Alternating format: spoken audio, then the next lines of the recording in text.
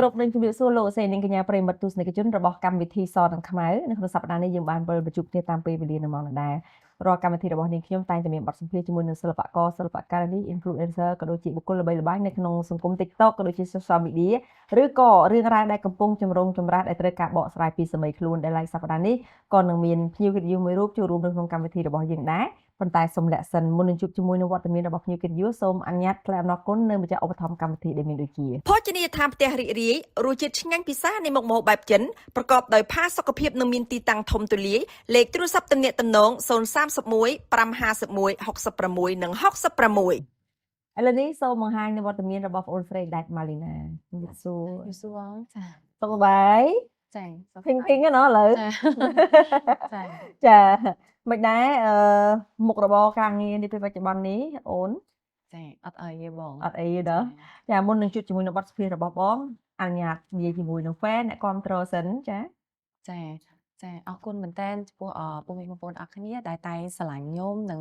គ្រប់គ្រងរាល់ business ដែលខ្ញុំធ្វើហើយជាពិសេសគឺជូនពរខ្ញុំឲ្យឆាប់បានជួបកូនស្រីខ្ញុំវិញចាអរគុណច្រើនឥឡូវនេះសម្រាប់មុខរបរអាជីវកម្មកាក់កបទេអូនចាមានអីបងចាយើងនៅតែបន្តការ live ការលក់អីធម្មតាជាទូទៅកំណត់គោលដៅខ្លួនឯងក្នុងមួយថ្ងៃត្រូវមានរបៀប plan នៅក្នុងការរកស៊ីរបៀបម៉េចមានកំណត់តើបងប៉ុន្តែដោយសារខ្ញុំរវល់ច្រើនការងារផ្សេងទៀតពេលខ្លះយើងកំណត់តែប៉ុន្តែយើងអត់បានត្រូវ skip ដែរចាព្រោះយើងមិនមានតែការងារនឹងមួយហើយខ្ញុំមានកូនមានអីត្រូវមើលថែទៀតចឹងចាពេលខ្លះម្លងថ្ងៃនេះក្រៅពីការងាររបស់ online របស់អូនមានមុខរបរអ្វីខ្លះបន្ថែមទៀតអត់តន់ទេបងមានតែខ្ញុំ focus លើ brand DMN ខ្ញុំ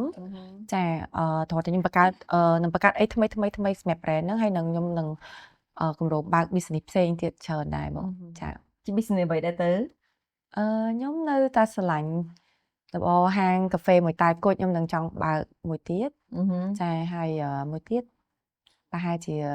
ហាងកែសម្ផស្សអីអញ្ចឹងណាចាហ្នឹងហើយយើងស្រឡាញ់នៅសារយើងចូលចិត្តស្អាតអីចឹងចាហ្នឹងហើយខ្ញុំចូលចិត្តរករបរណាដែលខ្ញុំចូលចិត្តចាត្រូវនឹងយើងផងយើងចូលចិត្តផងចាចូលចិត្តចានឹងមានកម្រងបរិយានៅក្នុងឆ្នាំហ្នឹងឬក៏ឆ្នាំណាដែរហ្នឹងហើយពងសិក្សាឲ្យបងចាតែអត់តនឹងថាពេលណាបើប្រកបចឹងតែខ្ញុំបានរៀនសូត្រពីវាហើយមែនទេចាធៀមហ៎ម៉ាណាគឺជាមនុស្សស្រីដែលចូលចិត្តរកស៊ីតាំងពីដើមមកឬក៏យ៉ាងម៉េចហ្នឹងហើយបងនិយាយថាអញ្ចឹងក៏បានដូចតាំងពីដើមមកគឺខ្ញុំ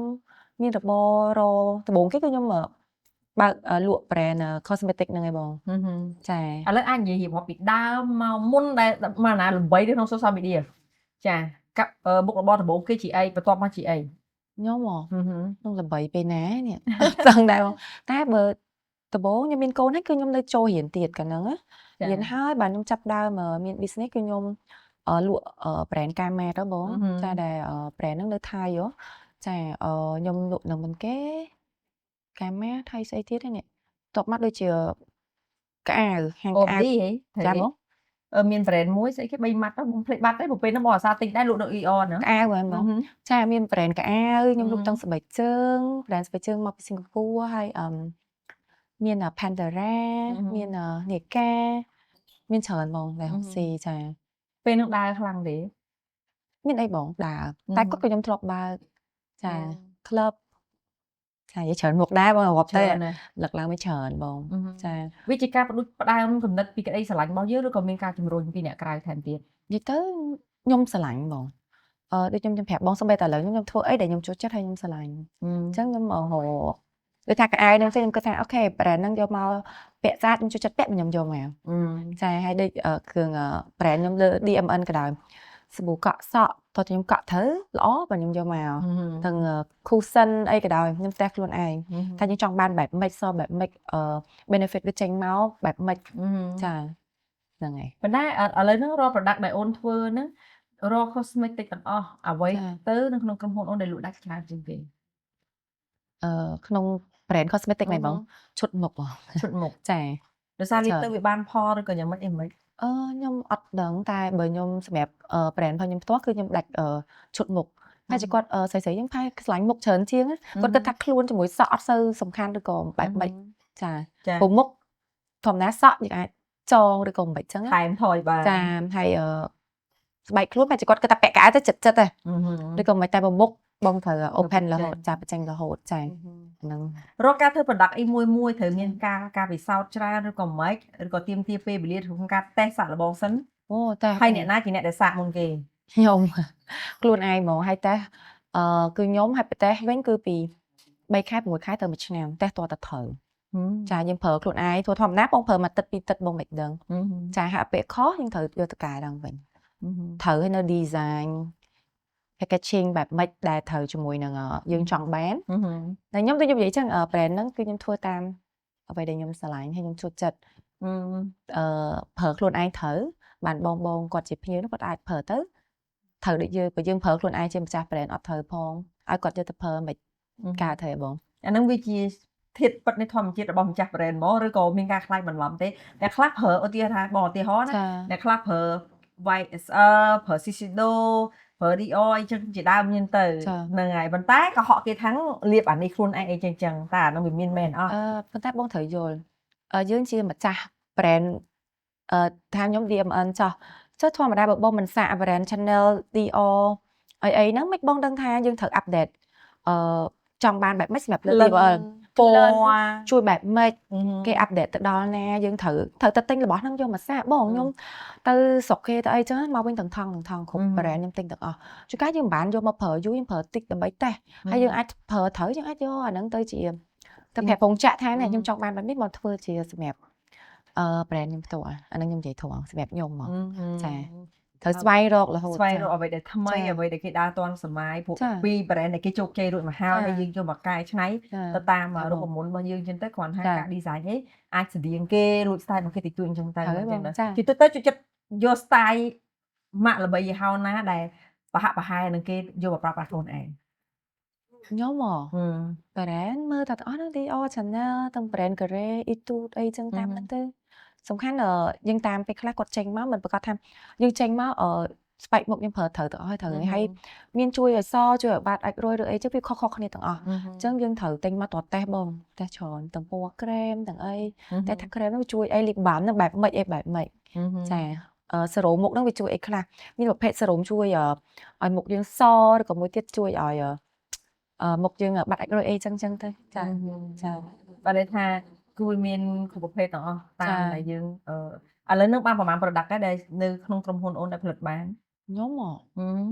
ច្រើនដែរបង20ជាងអីដល់20មុខជាងហើយចាគេហៅថា20មុខជាងចូលសថីនេះណាអូនអត់ទេបងចាតែនឹងចេញច្រើនទៀតចេញចេញរហូតរាល់ការដែលយើងធ្វើទីផ្សារមួយមុខអញ្ចឹងទៅយើងកត់សម្គាល់ទៅថាទទួលបានការគ្រប់គ្រងបានច្រើនទេអូនសម្រាប់ខ្ញុំអូខេពេលដែលខ្ញុំផុសអីផុសអីថ្មីគឺពួកគាត់ដឹងច្រើនដោយសារនិយាយទៅខ្ញុំរៀងរវល់ចាយពេលវេលាលើរឿងខ្លួនឯងជាមួយនឹងកូនច្រើនអញ្ចឹងខ្ញុំមួយរយៈប្រហែលឆ្នាំនេះដូចថាដូចជា2ឆ្នាំជាង3ឆ្នាំនេះខ្ញុំអត់សូវមានពេលទេអញ្ចឹងតិចសម្រាប់ខ្ញុំចាយលើការងារ focus លើបណ្ដាចារកស៊ីខ្ញុំគឺថាបាន 50% ទេបង 50% ទៀតគឺលើជីវិតខ្ញុំជាមួយនឹងកូនខ្ញុំឯងអញ្ចឹងចាប់ពីឥឡូវទៅខ្ញុំនឹងមកនឹងចំណាយពេលច្រើនលើការងារឲ្យ success ជាងនឹងទៀតចាបងតែងតែមានឮពីចាចាមអារាមនិយាយពីម៉ាឌីណាថាចូលចិត្តធ្វើ drama នៅលើ Facebook ដើម្បីចូលចិត្តយកបញ្ហាគ្រួសារមក drama នៅលើ page លើ Facebook អីដើម្បីតាក់ទាញចំណាប់អារម្មណ៍នៅក្នុងការលក់ online វាជាការប៉ុណ្ដែរទេដូចនិយាយចឹងខ្ញុំគឺមានកិត្តិយសរបស់ខ្ញុំមិនអាចយកអញ្ចឹងទៅធ្វើអញ្ចឹងតែខ្ញុំអាចល្បីរបៀបខ្ញុំស្អាតឬក៏យកអីហេតុផលអីផ្សេងដែលល្អសប្បាយចិត្តក៏យើងអាចតាក់ទាញការថាដូចថាលក់ online ចុះដើម្បីឲ្យគាត់ចាប់អារម្មណ៍តែមិនបាច់ចាំដល់ថ្នាក់ត្រូវខ្ញុំយំទឹកភ្នែកទាំងកូនទាំងម្ដាយតែកូនប្រុសខ្ញុំកណ្ដាលហ្នឹងដើម្បីសម្ដែងឯងបងប៉ុន្តែគឺដើម្បីរកយុទ្ធធម៌ដើម្បីបានកូនខ្ញុំមកវិញចាហើយបើសិនខ្ញុំជាបុគ្គលមួយដែលថាពូមីងអត់ស្គាល់ទេគឺខ្ញុំអាចនៅស្ងាត់ស្ងាត់បានតែបើសិនជាខ្ញុំជាបុគ្គលដែលពូមីងស្គាល់ខ្ញុំត្រូវតែគាត់ពិតជាចង់ដឹងឮថាសុខទុក្ខខ្ញុំបែបម៉េចខ្ញុំជាមួយកូនបែបម៉េចគាត់ចង់ឲ្យបង្ហាញចុះបើខ្ញុំស្ងប់ស្ងាត់គាត់ថាម្ដាយនេះគាត់ថាប្រហែលជាអត់គិតកូនណាដែលអត់មាននិយាយពីបញ្ហាដែលបែកកូនចិត្ត2ឆ្នាំនេះអត់និយាយសោះ ដល់ពេលអ្នកដែលគាត់យល់តែមកចំណែកទូចប្រហែលជាគាត់មិនយល់គាត់ថាខ្ញុំយករឿងហ្នឹងយកមកនិយាយក្នុង social media ហ្នឹងដើម្បីទៅលក់ online ដើម្បីអីអត់ទេខ្ញុំមិនអាចទេបើខ្ញុំមានក្តីសុខដូចឥឡូវខ្ញុំបានកូនមកវិញគឺខ្ញុំបង្ហាញអ្វីដែលជីវិតខ្ញុំរស់នៅមួយកូនធម្មតាអញ្ចឹងទៅខ្ញុំមិនទៅធ្វើយ៉ែកអីដើម្បីលក់ online ហ្នឹងទេ ពួកបងឃើញរត់តែមានផ្ទុះព័ត៌មានអីតាក់ទងពីជីវិតគ្រួសាររបស់អូននិងកូនឬក៏ page របស់អូនឡើងមកយូរលើសការរំពឹងទុកបងចូលកលេចទៅមើលអ្នកខមមិនអញ្ចឹងគាត់ខមមិនតាមតែអ្វីដែលគាត់យល់ឃើញហ្នឹងទៅមើលអីរបៀបឈួតឡប់អញ្ចឹងតិចទៀតទៅគេលក់ផលិតផលអីផ្សេងហើយដើម្បីយកបញ្យូរឲ្យកើន page អីចឹងទៅអានឹងដែលបងលឺអញ្ចឹងណាយល់បងហ្នឹងហើយហ្នឹងហើយដូចតែការខ្ញុំលើកឡើងដដែលអញ្ចឹងគឺខ្ញុំមិនអាចខ្ញុំមានកិត្តិយសរបស់ខ្ញុំមិនអាចយកជីវិតខ្ញុំជាមួយនឹងកូនខ្ញុំក្រុមគ្រួសារខ្ញុំទៅដើម្បីចាដូចខ្ញុំមានវិធីច្រើនណាស់ដើម្បីឲ្យខ្ញុំថាដើម្បីតាក់ទាញការ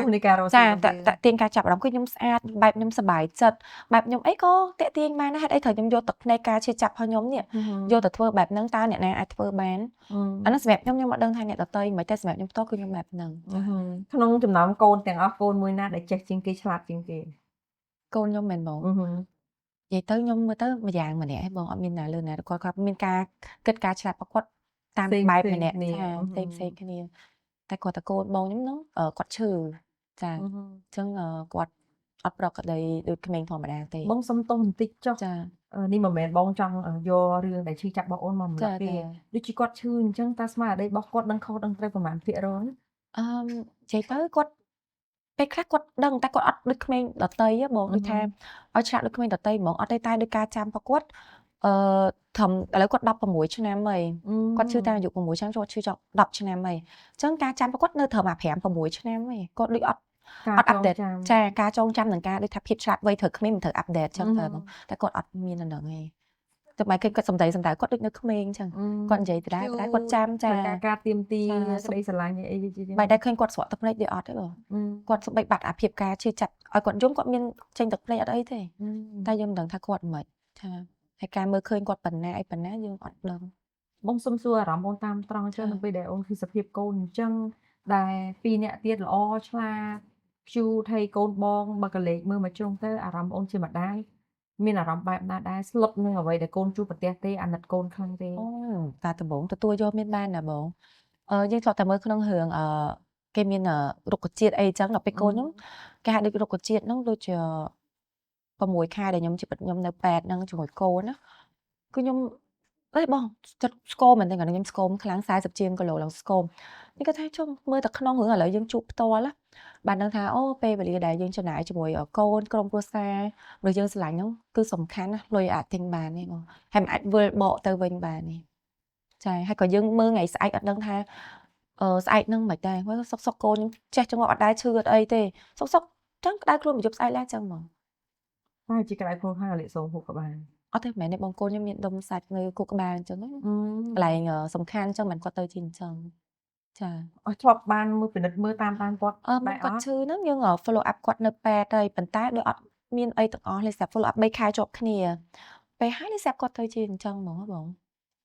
ចាហ្នឹង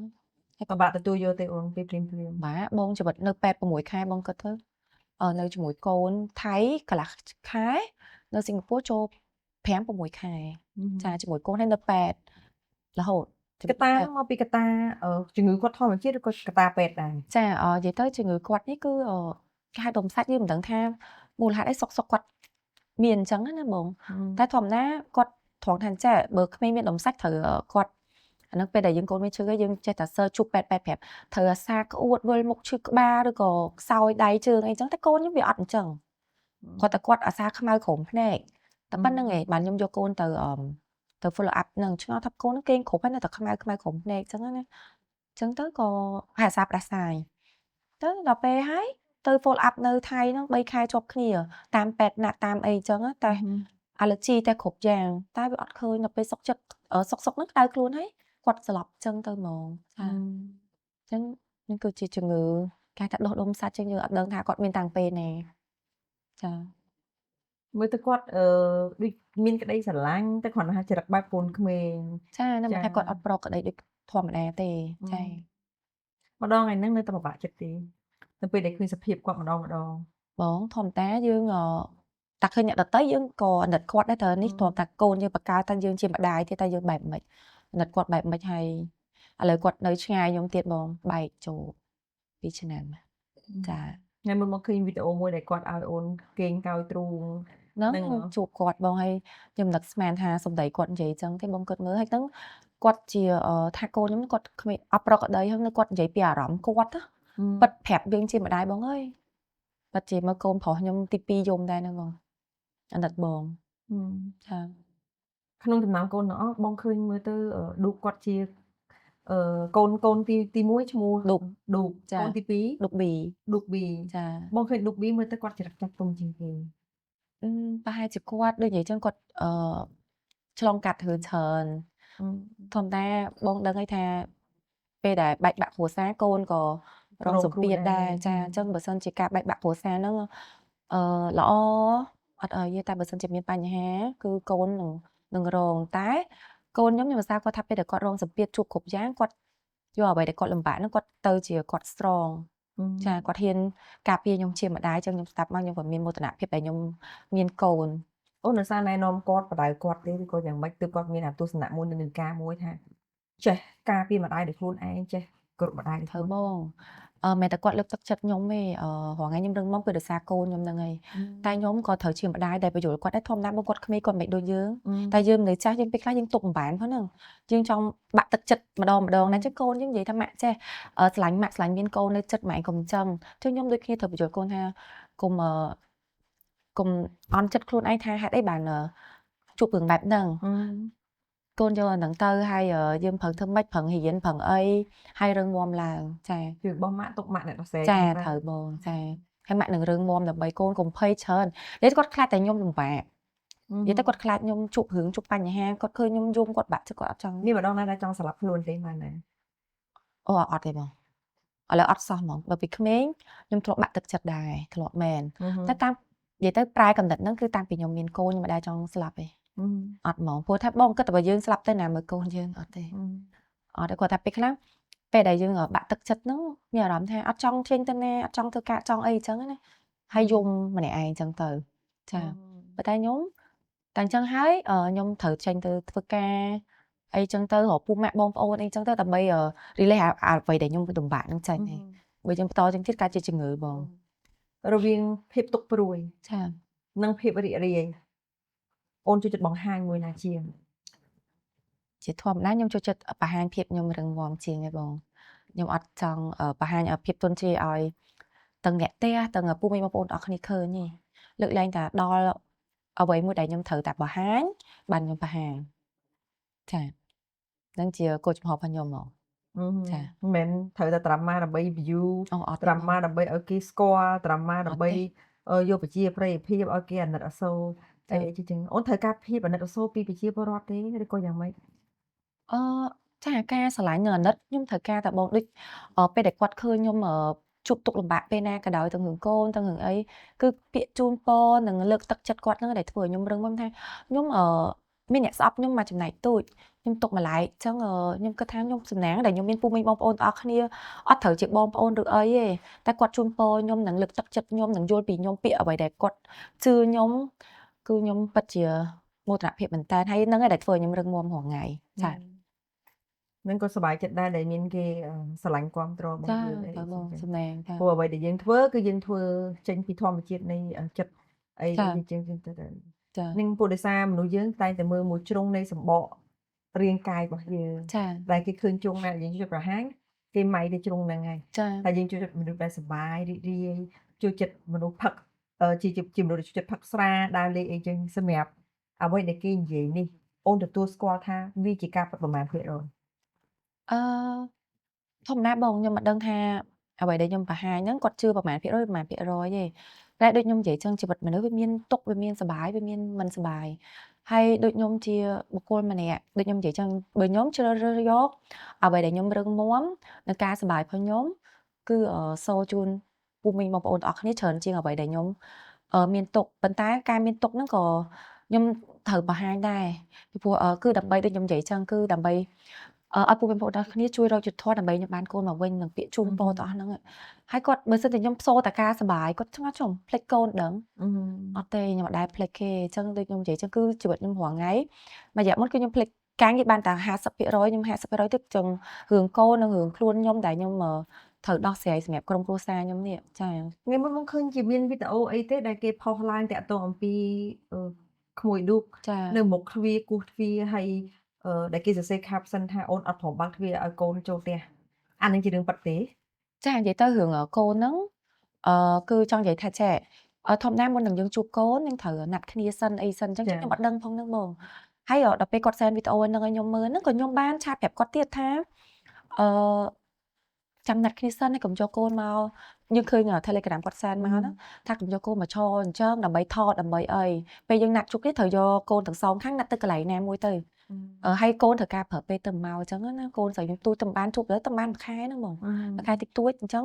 គាត់ត្រូវការនៅចិត្តខ្ញុំជាម្ដាយដែលបែកចូលមួយឆ្នាំ10ខែបង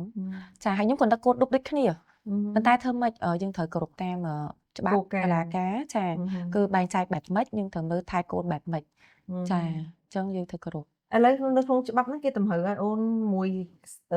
ខែជួបនេះប្រហែលដងឬក៏យ៉ាងម៉េចពេលវេលា ហើយយើងត្រូវភាសាគ្នាអញ្ចឹងណាថាណាត់ជួបគ្នាយកកូនទាំងសងខាងទៅជួបគ្នាបែបម៉េចអញ្ចឹងណាបងតែត្រូវណាត់មុនចា ត្រូវទៅណាត់មុន ចា អត់មានដូចថា ហើយដូចខ្ញុំនិយាយអញ្ចឹង ដោយព្រៀងទេ ដោយសារកូនខ្ញុំវានៅកូនស្រីនៅទូចអញ្ចឹងគាត់មកធម្មតាគាត់នឹកម្ដាយខ្លាំងហើយត្រូវឲ្យបងអញ្ចឹងគាត់អាចធ្វើផ្លូវចិត្តបានទេអញ្ចឹងខ្ញុំចង់និយាយថាឲ្យគាត់នៅជាមួយខ្ញុំជាម្ដាយតែបានមួយខែជាងអញ្ចឹងចាំប្រហែលជាមួយរយៈទៀតយើងណាត់ជួបគ្នាទាំងសងខាងព្រោះខ្ញុំក៏នឹកកូនខ្ញុំដូចគ្នាដូចគ្នាព្រោះយើងអត់ចង់ឲ្យកូនមានផ្លូវចិត្តទេបង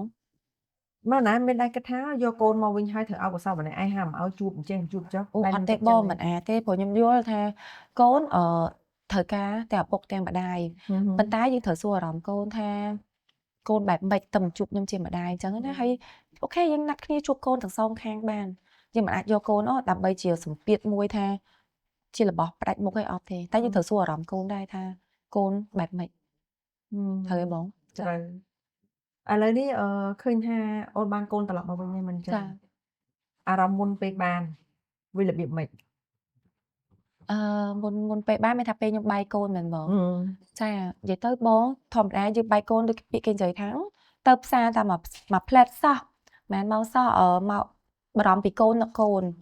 ហើយតម្រាំតែខ្ញុំបាយកូនមួយឆ្នាំ10ខែបងអើយអារម្មណ៍ឃើញរឹងមាំតែបើខ្ញុំអត់រឹងមាំតើបែបម៉េចទឹកភ្នែកស្រក់គឺស្រក់វាថាមិនដឹងថានិយាយបោយាយថាមិនថាខ្ញុំឈឺបែបម៉េចតែបើខ្ញុំទៅជារោគចិត្តឬក៏វិបត្តិផ្លូវចិត្តតើខ្ញុំអាចមើលថែកូនខ្ញុំបានអត់រកស៊ីប្រកបរបរឬក៏រកយុទ្ធធម៌ដើម្បីបានកូនមកវិញនឹងបានអត់បាននេះបងចាំមានតែត្រូវរឹងមាំបាក់ចិត្តតែយើងត្រូវគិតថាបើយើងអត់រឹងមាំរកស៊ីចិញ្ចឹមហើយកូនខ្ញុំកដាលនឹងមួយខ្ញុំទៀតបងតើណាមើលថែគាត់គិតតែថ្ងៃគិតតែគួយយំមុខកូនឬក៏គិតតែវិបត្តិផ្លូវចិត្តអត់កើតទេបង ព្រោះថ្ងៃហ្នឹងមកណាមានជំងឺអីក្នុងខ្លួនទេដូច depression ដូចជាជំងឺគេអត់លក់ឬក៏អីទេមានបញ្ហានៅក្នុង គេអត់លក់មានដែរបងខ្ញុំពេលខ្លះខ្ញុំគេអត់សូវបានទេគិតច្រើនគេទៅសង្ងំគេនៅអាខួរក្បាលដូចយើងនៅដើរអញ្ចឹងណាអញ្ចឹងខ្ញុំញ៉ាំជាមួយអីគេលក់អីតិចតួចដែរចាហើយញ៉ាំដោះគោរៀបគេអញ្ចឹងទៅហើយខ្ញុំព្យាយាមខ្លួនឯងថាប្រាប់ខ្លួនឯងថាអត់ត្រូវគិតច្រើនទេចាជប់អីយើងដោះហ្នឹងទៅចាជាពិសេសគឺត្រូវរឹងមាំហើយត្រូវព្យាយាមរកខ្លួនឯងសុបាយចិត្តពេលវេលាប្រើពេលវេលាសុបាយចិត្តតែឥឡូវនេះនឹងរឿងដែលមិនសុបាយចិត្ត ស្អែកឡើងចាំគិតទៀតចាបើយើងគិតថាអូទុកនឹងមកឲ្យតោះតែយើងsuccess គ្រប់បានយើងសុបាយចិត្តបានអត់ទេបងដូចខ្ញុំនិយាយថាពេលកូនខ្ញុំអត់ទាន់មកខ្ញុំមិននៅមួយកូនកដាបងឃើញខ្ញុំចំណាយពេលវេលាដើរលេងជាមួយកូនកដាខ្ញុំហ៎គាត់ទៅណាចង់ទៅអីខ្ញុំសុបាយខ្ញុំនាំកូនខ្ញុំទៅ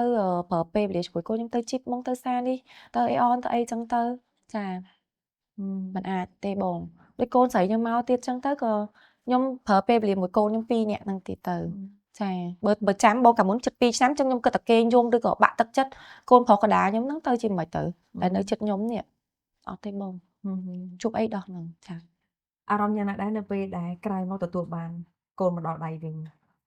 អូបងហ្នឹងហើយនិយាយទៅពេលបានកូនមកវិញនេះយើងសឹងតែបងគិតមើលចិត្ត2ឆ្នាំយូរណាយើងមិនដឹងស្មានថាបានជួបមុខកូនវិញមកមើលថែកូនខ្ញុំវិញដែលគាត់ទៅអាយុបែកខ្ញុំតាំង3ឆ្នាំជាងឥឡូវគាត់5ឆ្នាំជាង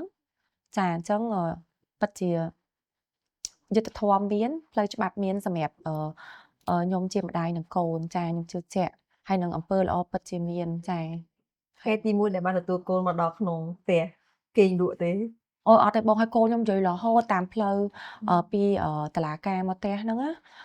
ល្ងាចឯងបងម៉ែនេះបានខ្ញុំមកជិះពីតឡាការយប់ហ៎ចាគាត់និយាយរហូតក្នុងឡានគាត់ថាគាត់មិនអីមិនអើយហើយខ្ញុំធ្វើវីដេអូដែលខ្ញុំអរគុណពុកមីបងប្អូនអរគ្នាដែលគាត់ជូនពរខ្ញុំហ្នឹងណាគាត់សប្បាយចិត្តខ្លាំងណាស់បងនិយាយមែនតើហើយយើងស្មានតែគាត់ភ្លេចខ្ញុំក៏អត់ភ្លេចទេអត់មានភ្លេចទេសួរថាភ្លេចមកមីអត់ទេនៅគាត់អោបចា 3 ឆ្នាំរហូតដល់5ឆ្នាំ2ឆ្នាំគាត់នៅតែចងចាំបានយ៉ាង ចងចាំខ្ញុំស្មានតែគាត់ភ្លេចមែនតាឃើញវីដេអូអីនេះថាគាត់ភ្លេចគាត់អត់ទេចាំទាំងអស់គ្រប់យ៉ាងបងអត់មានភ្លេចទេចឹងមិនថាអាណិតអារម្មណ៍គាត់យើងនឹកគាត់យើងមនុស្សធំត្រូវទេបងយើងនឹកកូនយើងអាចប្រឡប់ចិត្តធ្វើនេះធ្វើនោះអីធ្វើការងារឬអីចឹងទៅក្រៅទៅអីចឹងទៅណាចុះគាត់ជាក្មេងតើពេលគាត់នឹកម្ដាយត្រូវការម្ដាយតើគាត់លួងចិត្តផ្លូវចិត្តគាត់បែបម៉េចបានឲ្យបាត់អាបាក់ចិត្តហ្នឹងចាចឹងណិតគាត់ណិតកូន ពាក្យទី1ដែលគាត់និយាយមកកាន់អូននៅពេលដែលបានអូនទទួលគាត់ត្រឡប់មកផ្ទះវិញគឺជាពាក្យអ្វី ថាអូននឹកម៉ាមីណាតែអត់ដែរភ្លេចម៉ាមីទេហើយចង់និយាយថាអត់ពេលគាត់មកលើគាត់អត់ហ៊ានទៅណាបែកខ្ញុំទេគាត់ខ្លាចទេបងគាត់ខ្លាចអារម្មណ៍ចាំថាហ្នឹងហើយចាំអារម្មណ៍ថាខ្ញុំអត់ដែរគិតថាបែកពីឪពុកទេតែគាត់ផ្លូវចិត្តគាត់ស្រួលបន្តិចដូចថាគាត់ទៅមកជួបខ្ញុំអញ្ចឹងចុះក្មេងបងនឹកម្ដាយជិត2ឆ្នាំដល់ពេលឲ្យគាត់ទៅជួបឪពុកដែលគាត់នៅមើលឪពុក2ឆ្នាំអត់ជួបម្ដាយសោះខ្ញុំវាពិបាកឲ្យគាត់រៀងសម្រួលចិត្តគាត់បន្តិចខ្ញុំអត់ចង់បង្ខំក្មេងណាបងតែបើតាមចិត្តខ្ញុំចង់ឲ្យកុំឲ្យថាខាងឪពុកគាត់ចេះគិតថាខ្ញុំមិនចង់ឲ្យជួបមិនមែនទេខ្ញុំនឹងណាត់តែឲ្យកូនខ្ញុំស្រួលអារម្មណ៍ចាំបើឥឡូវគាត់តាមខ្ញុំគាត់ចេះនិយាយថាពេលគាត់ទៅណាគាត់ចេះភ័យហ្មងភ័យខ្លាចថាទៅទៀតអត់បានជួបម៉ាក់ទៀតបងយល់ខ្ញុំនិយាយហីចាហើយគ្នានៅក្មេងទូចគាត់ចេះប្រាប់យើងចឹងដែរប្រាប់បងប្រាប់ទាំងអស់ហើយអ្វីដែលខ្ញុំនិយាយហ្នឹងគាត់ស្អីនេះពាក្យគាត់ថាខ្ញុំដឹងម៉ាមីធ្វើគ្រប់យ៉ាងអស់មួយបងដុប៊ីដឹងមើលលួចមើលខ្ញុំតាម TikTok ទូរស័ព្ទផុសមិនដោះគេនៅផ្ទះនោះចឹងហើយកលុំភួយលួចមើលបងអារម្មណ៍ហ្នឹងចុះតាក្មេងមើលកូនយើងប៉ុណ្ណឹងគ្នាលំបាកដល់ថ្នាក់លួចមើលយើងតាម TikTok សកម្មភាពយើងដើរលេងមួយកូនយើងហើយចង់មកជួបម្ដាយជួបអត់បានណាណិតខ្ញុំយល់ថាអារម្មណ៍គាត់ពិបាកបងក្មេងហើយចេះសម្របខ្លួនរស់នៅដល់អត់មានម្ដាយហើយទាំងនឹកម្ដាយក្នុងចិត្តអត់ភ្លេចសោះចិត្ត2ឆ្នាំបងណិតឥឡូវនៅតែនិយាយច្រើនទៀតទេនិយាយបងកូននៅតែនិយាយរហូតហើយគេសប្បាយចិត្តគេបាននៅមួយខ្ញុំហើយគេមួយខ្ញុំមកយប់ចាគេមកយប់ចាមិនតាមមកដែរនេះចាតាមមកថាមកការងារបន្តិចមិនគេនៅមួយម៉ាក់យាយចាហើយឥឡូវគាត់ចេះលើកទឹកចិត្តយើងទេពេលដែលមកនៅក្បែរយើងអីចឹងទេចាបងចាចេះលើកទឹកចិត្តហើយពេលខ្ញុំចុះបងពេលកូនមកយើងនៅតែសំណោះថា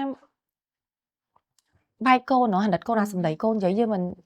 យំទឹកណែគេជូតកូនស្រីនឹងគេជូតឲ្យដែរតែម៉ាមីកុំយំអីអញ្ចឹងលួងចេះហ៎បងចាដូចជាវីដេអូជួយលក់ជួយអីមិនហ្នឹងហើយមិនគេចេះជួយលក់ចេះអីហើយគេចូលចិត្តខាងហ្នឹងដែរបើមើលគេនិយាយអីស្អីគូសិនខ្ញុំតប់ស្អីគេយកមកតប់ពេញមុខចាគេចេះជួយលក់ចេះទៅចាបងហើយខ្ញុំឃើញគាត់ដូចចូលចិត្តខាងចូលចិត្តរំជ្រៀងអីគាត់ដូចអត់អៀនសោះមើលទៅគាត់ចូលចិត្តគាត់ខ្លាំងជាងខ្ញុំរៀងអៀនណាគាត់អត់ទេខ្ញុំអៀនច្រើនចាពេលគេមកជួបបងគេអញ្ចឹងទៅអីខ្លះគេនិយាយមួយគ្នាអីឬក៏យ៉ាងម៉េចពីម៉ាក់ពីអីអញ្ចឹងទៅចាហ្នឹងហើយគេនិយាយគ្នាអីគ្នាអញ្ចឹងបងគាត់ឆ្លោះគ្នាក៏ឆ្លោះដែរធម្មតាក្មេងបងអើយឆ្លោះគ្នាចំណែន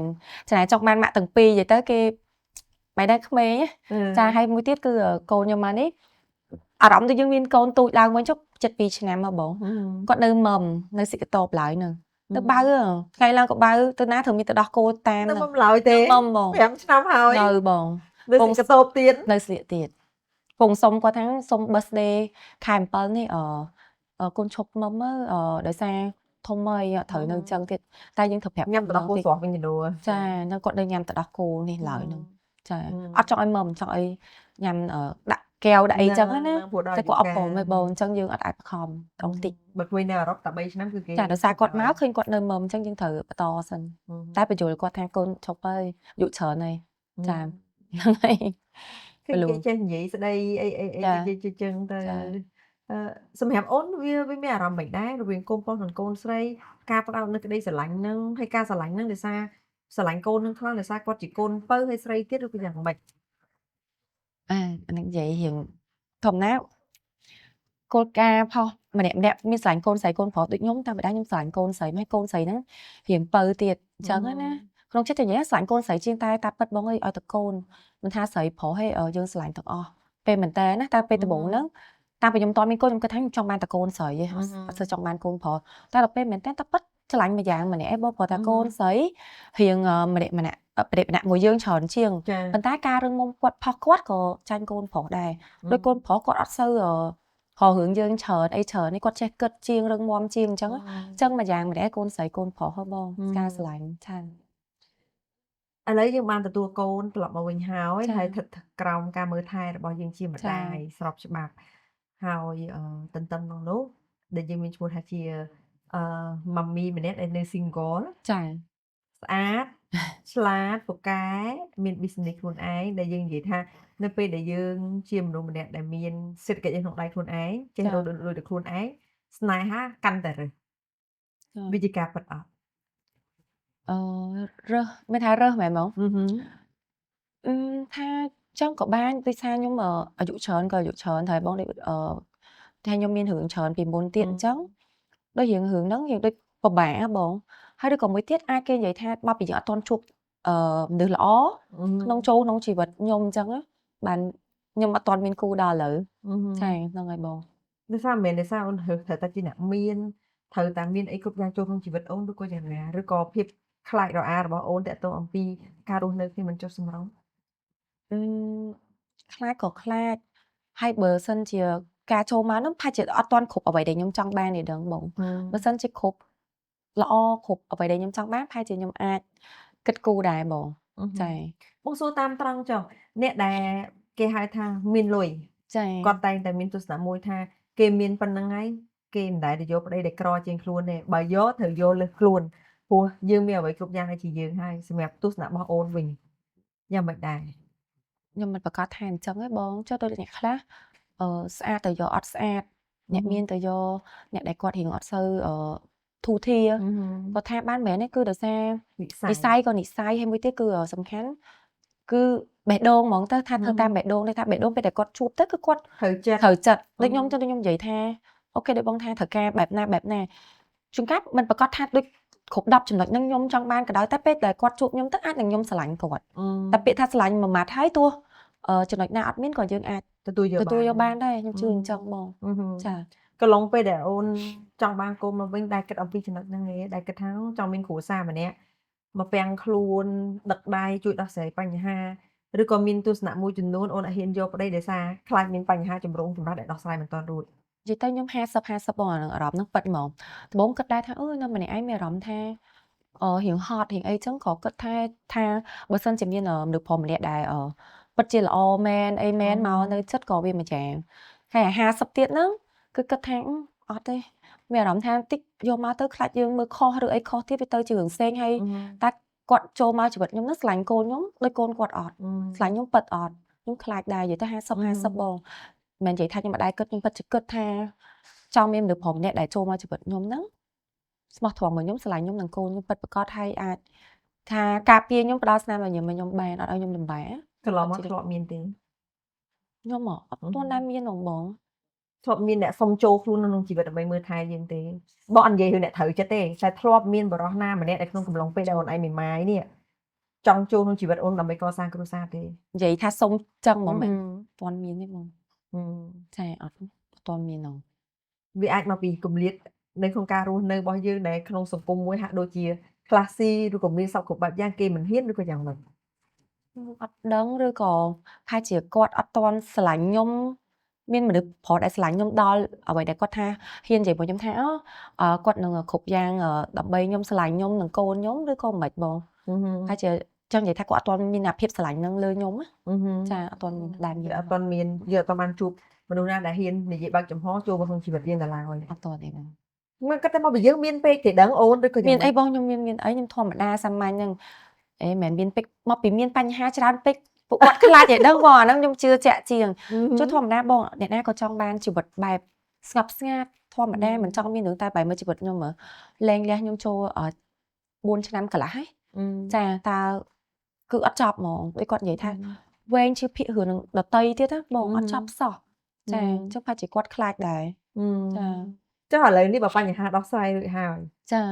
បើសិនជាមានអ្នកណាម្នាក់សម្លឹងចូលមកក្នុងជីវិតអូនតើអូននឹងទទួលទេ ចាដូចខ្ញុំនិយាយចឹងខ្ញុំនឹងមើលថាតើខ្ញុំអាចទួយកបានខ្ញុំនឹងមើលបងរឿងអីបានខ្ញុំត្រូវ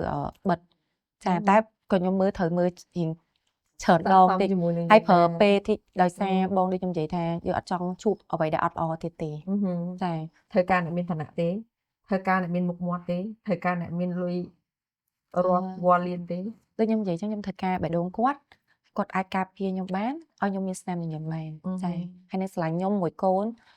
កូនខ្ញុំដូចកូនគាត់ចឹងកូនដែលមានប្រាប់ម៉ាក់ឲ្យមានគ្រួសារទេបើកូនបងរុញណារុញថែមរុញកាលមុនប្រភេទនៅទូចអត់ឲ្យយកឯងថាសួរណាសង្សារម៉ាក់ចូលប្តីយកកូនបានអត់ទេគេនេះសង្សារហងប្តីហងគេឲ្យយកកូននេះខ្លាចឈប់ស្រឡាញ់ហ៎តែដូចជាមកលើកនេះគាត់និយាយដែរគេថាដឹងជាគេគិតមកគេថាគេចង់បានប៉ាមួយដល់ល្អនិយាយចឹងហ្មងតែមុនល្អស្អីណា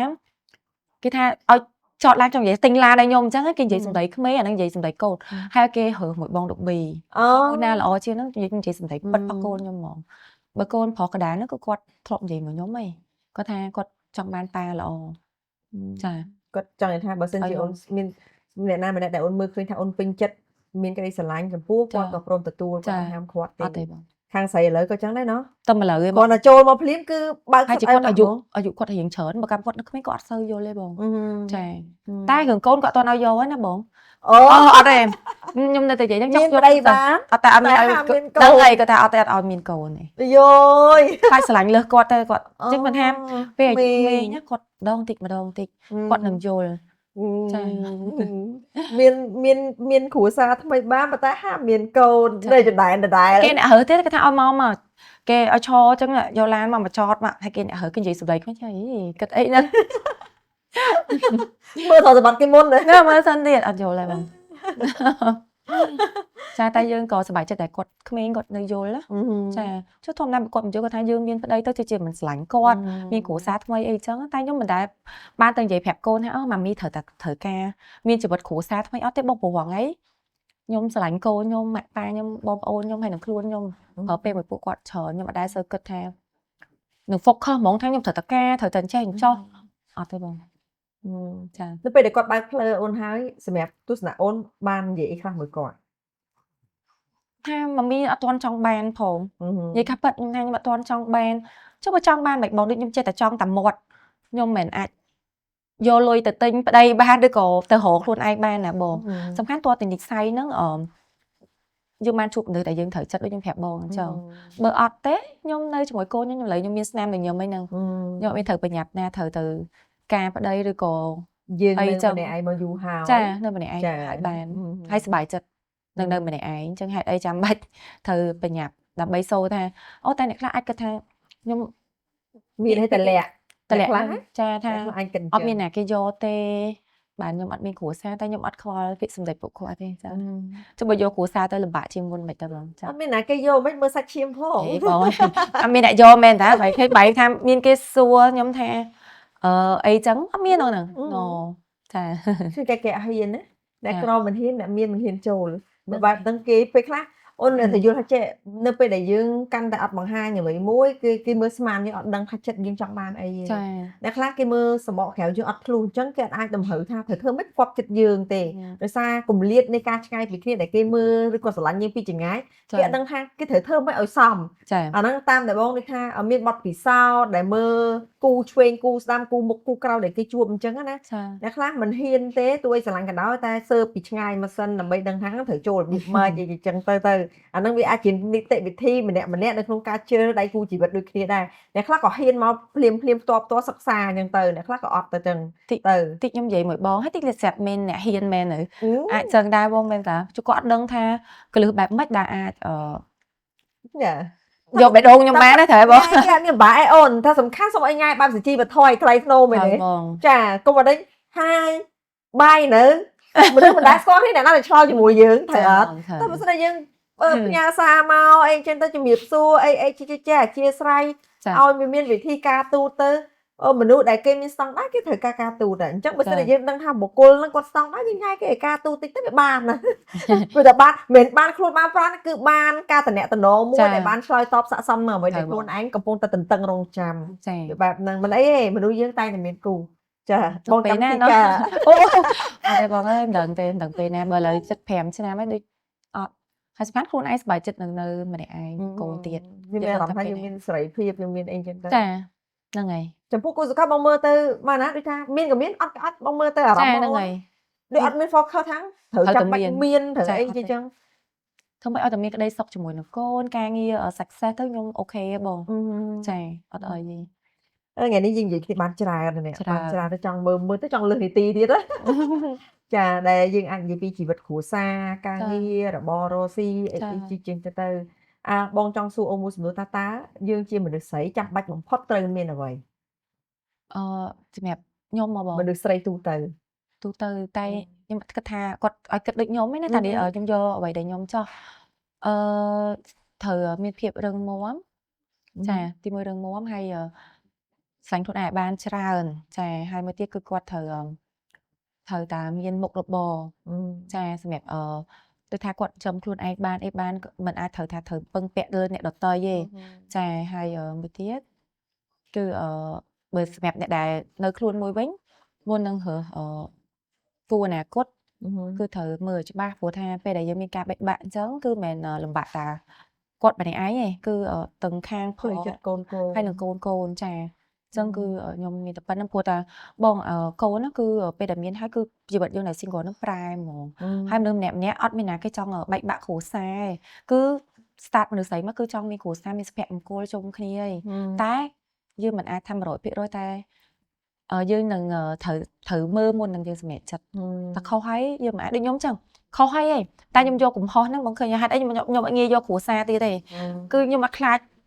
ជួបទៀតអញ្ចឹងគឺខ្ញុំនៅបើថាអត់សុខចិត្តអត់ហ្មងបើអត់មានអ្នកល្អមកដូចវិញចង់មកសុខចិត្តនៅតែឯងអញ្ចឹងហ្មងអញ្ចឹងខ្ញុំតាមទៅសរសេរគ្នាយើងគួរតែគិតមើលបានច្បាស់ហើយអញ្ចឹងណាហើយឆ្លាញ់ខ្លួនឯងត្រូវតែ learn អត់មានអីអត់ធ្វើអត់បានទេត្រូវព្យាយាមដូចខ្ញុំមានបទពិសោធន៍ណាធ្វើ cosmetic លក់កៅអៅលក់ស្បែកជើងលក់នាឡិការរកស៊ីគ្រប់ business ទាំងអស់ហ្នឹងគឺយើងត្រូវផ្ដើមពីអត់ចេះទៅចាបានមានរាល់ថ្ងៃហ្នឹងឲ្យតែមានពាក្យថាយើងខំប្រឹងគឺអត់មានអីធ្វើអត់បានទេទោះតិចទោះច្រើនចាហ្នឹងហើយជឿជាក់អរគុណច្រើនដែលចំណាយពេលវេលាក្នុងបទសម្ភាសន៍នៅក្នុងកម្មវិធីសខ្មែរក្នុងថ្ងៃនេះយើងទទួលបានជាបទពិសោធន៍ម្ដាយទី1នៅក្នុងរបបអាជីវកម្មដើម្បីចែករំលែកទៅដល់អ្នកគ្រប់គ្នាជាបទពិសោធន៍ថាជីវិតរស់នៅរបស់យើងវាអត់មានរឿងតែសុបាយមួយមុខទេជីវិតត្រូវតែមានភាពសោកសៅកើតទុក្ខក្តីសុបាយរីកក្តីរំភើបសបាយជាគូនឹងទុក្ខសជាគូនឹងខ្មៅស្អីក៏ដោយវាអត់មានជានិរន្តរ៍ទេទុក្ខក៏មិនទុក្ខរហូតសបាយក៏មិនសបាយរហូតដែរអញ្ចឹងត្រូវរៀនទទួលស្គាល់ការពិតហើយនឹងការអភិវឌ្ឍខ្លួនឯងក្នុងនាមជាមនុស្សម្នាក់ដែលអាចរស់នៅដោយការទទួលខុសត្រូវខ្លួនឯងបើទោះបីជីវិតរបស់យើងគ្មានអ្នកណាម្នាក់ចា៎បងសូមអបអរសាទរចំពោះវត្តមានកូនស្រីត្រឡប់មកផ្ទះវិញហើយជាពិសេសការផ្ដល់ភាពកក់ក្ដៅទាំងសងខាងរវាងលោកឪពុកក៏ដូចជាអ្នកម្ដាយផ្ដល់ក្ដីស្រឡាញ់ឲ្យកូនរួមគ្នាបើទោះបីជាឪពុកម្ដាយគឺគាត់បែកគ្នាក៏ដោយគាត់លេងលះដោយសន្តិវិធីហើយក៏ដោយទទួលយកតាមសារក្រមតុលាការទាំងសងខាងហើយក៏ដោយគោរពនិងប្រតិបត្តិទៅតាមវិន័យរបស់តុលាការដែលផ្ដល់ឲ្យលោកឪពុកអ្នកម្ដាយទាំងសងខាងជាពិសេសការពារគាំពៀលើកទឹកចិត្តកុមារដែលជាកូនរបស់យើងឲ្យគាត់រស់នៅក្នុងក្តីសង្ឃឹមនិងមានសេចក្តីសុខចា៎ចុងក្រោយមានអ្វីនិយាយទៅកាន់ទស្សនិកជនចាអញ្ចឹងខ្ញុំអរគុណមែនតើចាសម្រាប់ពូម៉ូនអរគ្នាតែងតែស្រឡាញ់ខ្ញុំហើយជាពិសេសនឹងកូនខ្ញុំពិតជាមានមោទនភាពមែនតើដែលខ្ញុំសំណាងដូចថាមានបញ្ហាអីគឺមានពាក្យលើកទឹកចិត្តពីពូមីងទាំងអស់ហើយពិតជាធ្វើខ្ញុំរឹងមាំរាល់ថ្ងៃនេះចាអរគុណចាជូនបងឲ្យរបបអាជីវកម្មទទួលបានភាពជោគជ័យហើយកុំភ្លេចយកឲ្យបងសាក់ផងចាបងមុខសមុខអីបងចង់ចាអរគុណបងចាបងចាអរគុណលោកសេនីកញ្ញាក៏សូមជួបជាមួយនឹងម្ចាស់ឧបត្ថម្ភកម្មវិធីដែលមានដូចជាភោជនីយដ្ឋានផ្ទះរីករាយរសជាតិឆ្ងាញ់ពិសានៃមុខម្ហូបបែបចិនប្រកបដោយផាសុកភាពនិងមានទីតាំងធំទូលាយលេខទូរស័ព្ទទំនាក់ទំនង031 551 66និង66 អស់លោកសេនេះកញ្ញាប្រិមត្តទស្សនិកជនដែលចំណាយពេលវេលាដ៏មានតម្លៃតាមដានទស្សនាកម្មវិធីរបស់យើងតាំងពីដើមរហូតដល់ចប់រវាងបទសម្ភាសន៍នាងខ្ញុំជាមួយនឹងបងអូនស្រីដែលម៉ែណាឃើញថាបានវែងឆ្ងាយហើយក៏ជាបទពិសោធន៍មួយនៅក្នុងជីវិតសម្រាប់ស្ត្រីគ្រប់រូបជីវិតគ្រួសារនីមួយៗហើយជូនពរសម្រាប់លោកអ្នកដែលចំណាយពេលវេលាតាមដានទស្សនាក្នុងកម្មវិធីរបស់យើងក៏ដូចជា page